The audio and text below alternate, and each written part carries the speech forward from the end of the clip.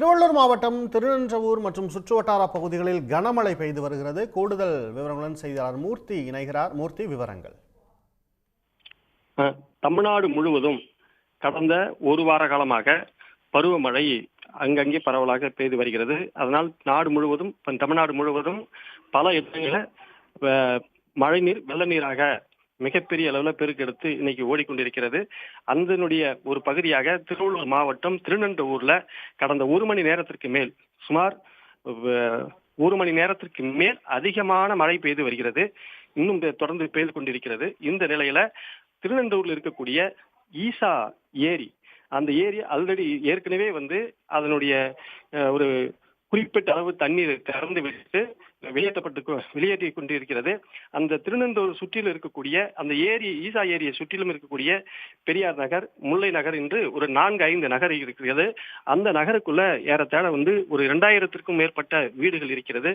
அந்த வீடுகளுக்குள்ள எல்லோருமே மழைநீர் உள்ளே புகுந்து அந்த பகுதி மக்களுடைய இயல்பு வாழ்க்கையை முற்றிலுமாக முடக்கி இருக்கிறது. இந்த நிலையில இப்போது பெய்து கொண்டிருக்கக்கூடிய இந்த தொடர் மழை இன்னும் அந்த பகுதி மக்களை மிகப்பெரிய அளவில் பாதிப்புக்கு உள்ளாக்கு என்ற சூழ்நிலை ஏற்பட்டிருக்கிறது. மேலும் இந்த குடியிருப்பு பகுதியில் இருக்கக்கூடிய மழை நீரை வெளியேற்றுவதற்கான மாவட்ட ஆட்சியர் கடந்த 2 நாட்களுக்கு முன்பு மாவட்ட ஆட்சியரும் ஆவடி சட்டமன்ற உறுப்பினரும் அமைச்சருமான நாசர் அவர்களும் போயிட்டு அந்த மழை நீரை வெளியேற்றுவதற்கான குடியிருப்பு பகுதியில் இருக்கக்கூடிய சூழ்ந்திருக்கக்கூடிய தண்ணீரை வெளியேற்றுவதற்கான துரிதமான நடவடிக்கைகள் எடுத்தார்கள். இருந்தும் இப்போது பெய்கின்ற இந்த மழையினுடைய அடிப்படையில பார்த்தா இன்னும் அந்த பகுதி மக்களுக்கு மீள்வதற்கான வாய்ப்பு மிக மிக குறைவா இருக்குது.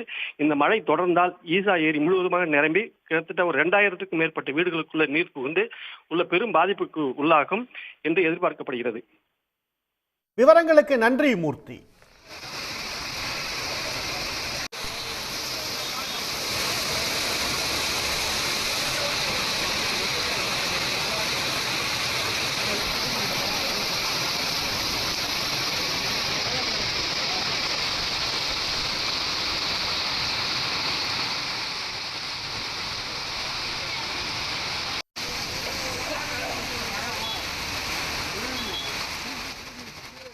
உடனுக்குடன் செய்திகளை தெரிந்து கொள்ள சன் நியூஸ் பெல் ஐகானை கிளிக் பண்ணுங்க.